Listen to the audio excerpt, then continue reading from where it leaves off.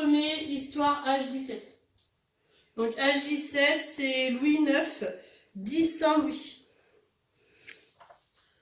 Donc Louis VIII, de 1223 à 1226, un court règne, 3 ans. Le fils de Philippe Auguste, Louis VIII, monte sur le trône en 1223. Il a épousé auparavant Blanche de Castille, la petite fille d'Aliénor d'Aquitaine. Cette dernière aussi, l'ex de son grand-père Louis VII. À l'époque, c'est un peu compliqué, hein, les mariages, les remariages. La cérémonie se fait en présence de Philippe Auguste et de Jean Santerre, qui scelle ainsi une trêve bien provisoire. Nous, on était à Philippe Auguste. Donc Louis VIII meurt seulement 3 ans après avoir pris le trône, au retour d'une croisade contre les Cathares. Malgré son court règne, Louis VIII sera parvenu à enlever aux Anglais le Poitou, le Limousin, le Périgord et une partie du Bordelais. Donc voilà maintenant, ici, ça sera donc tout ce qui est en marron, rouge et violet, c'est la France. C'est tout ce qui appartient à Louis VIII. Sachant que Louis VIII, pendant ses 3 ans, il a pris tout ce qui était violet. Voilà. Il a réussi à apprendre tout ça. Tout ce qui est vert, ça reste donc aux Anglais. Donc Angleterre. Voilà. Donc voilà cette partie à la mort de Louis VIII. On en est là. Donc Louis IX, le futur Saint-Louis, est sacré roi à 12 ans, puisqu'il n'a que 12 ans quand en 1226, à la mort de son père Louis VIII. Donc sa mère, Blanche de Castille, bien sûr quand c'est comme ça, hein, c'est la reine qui prend le pouvoir, ça s'appelle une régence. Donc elle va avoir une bonne régence, hein, énergique, qui va faire grandir Louis IX, donc jusqu'en 1235. En alliant fermeté et une diplomatie toute féminine, hein, dont le but était, selon les circonstances, d'écraser, d'intimider ou de séduire ses adversaires. Elle brise notamment les tentatives de révolte des grands seigneurs, dont Thibaut de Champagne. Elle va donc réussir, pendant tout son temps de régence, à faire grandir son fils pour qu'il devienne un roi, un bon roi d'ailleurs, et elle va aussi permettre à ce que le territoire de la France ne change pas. Elle va conserver toute la France telle que Louis VIII l'avait laissée. C'est également durant cette régence que se déroule la 6e croisade en 1228. Donc les croisades, on va en parler juste après. Donc on vous demande qu'est-ce qu'une régence. Donc la régence, c'est quelqu'un qui prend les décisions pour le roi car il est trop petit. Et donc ici, c'est Blanche de Castille, sa mère, qui va prendre le pouvoir.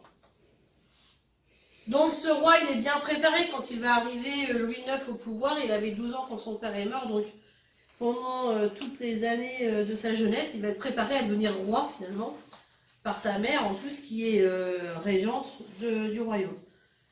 Donc un roi très bien préparé.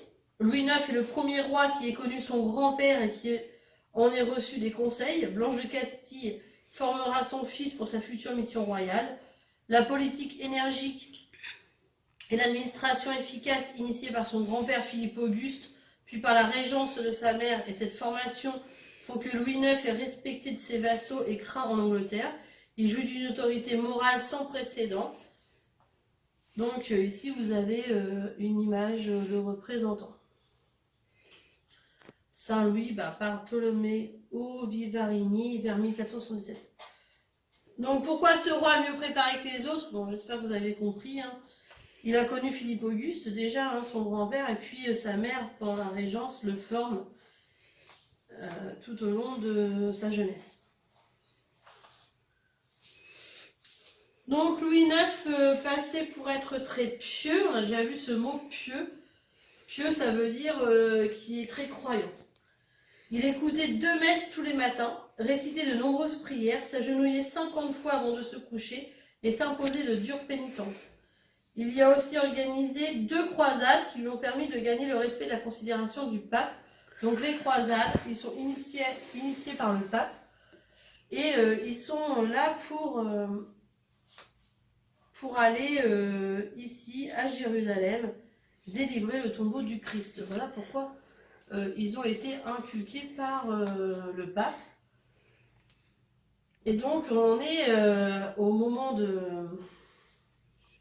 de Louis IX à la 7e et 8e croisade. Donc lui il va les faire, ces croisades-là.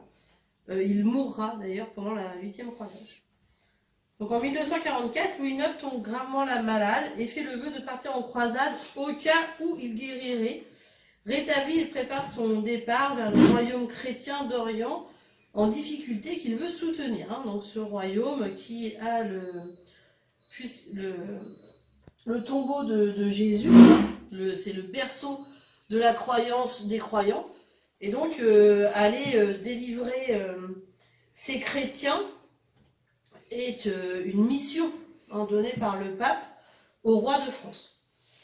Au siège de la citadelle de Mansoura, en 1250, le scorbut et la dysenterie déciment les soldats et forcent le roi à battre en retrait. Lors de cette retraite, il est fait en plus prisonnier. Hein, donc déjà 2 maladies, le scorbut et la dysenterie, qui vont toucher tous ces soldats. Et lui, en plus, il va être fait prisonnier. En mai, contre une forte rançon, le roi et l'ensemble des prisonniers vont être libérés.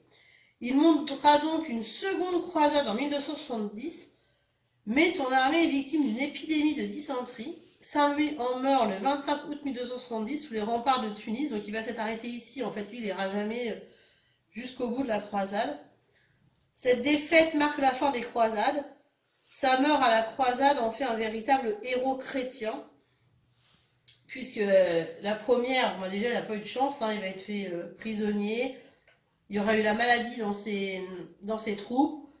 Il va quand même finir par être délivré. Et quand il refait une croisade, quelques années après, eh bien, il va tomber malade. Et cette fois-ci, ça s'arrêtera ici, hein, la mort de Saint-Louis en 1270 à Tunis. Donc il n'ira pas jusqu'au bout de sa croisade.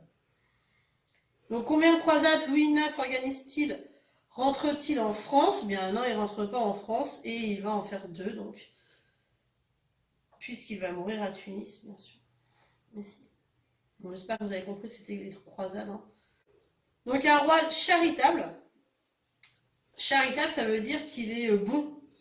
Il avait la réputation de guérir les écrouelles, donc les lésions cutanées qui atteignent surtout le cou, et d'être charitable envers les pauvres. Il a marqué son temps par sa grande dévotion à la souffrance qui atteignait les plus pauvres et les malades, entre autres les lépreux.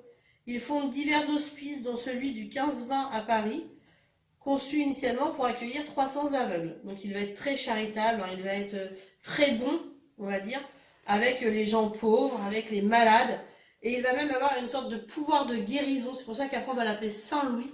Il a une sorte de pouvoir de guérison sur les malades, sur les lésions cutanées, hein, sur les plaies, surtout celles au niveau du cou. Et donc il va pouvoir guérir ces malades en imposant les mains. Les conseils de Saint-Louis à son fils. Beau fils, la première chose que je t'enseigne, c'est que tu mettes ton cœur à aimer Dieu, car sans cela, nul ne peut être sauvé. Aie le cœur doux et compatissant aux pauvres, aux malheureux et aux affligés, et les conforte et aide selon ce que tu pourras. Maintiens les bonnes coutumes de ton royaume et abat les mauvaises. Ne convoite pas contre ton peuple et ne le charge pas d'impôts ni de tailles. Donc voilà, il explique à son fils qu'il faut rester bon avec les malades, bon avec les pauvres, qu'il faut continuer à les aider et qu'il faut arrêter de donner trop d'impôts aux paysans, hein, puisque c'est pas comme ça qu'on va y arriver. Donc pourquoi dit-on de Louis IX qu'il est charitable? Donc je viens de l'expliquer, hein, il est bon avec tout le monde. Il soigne les malades, il crée des hospices, il donne même des conseils donc à son fils pour rester dans le même état d'esprit que lui, hein, pour continuer son œuvre.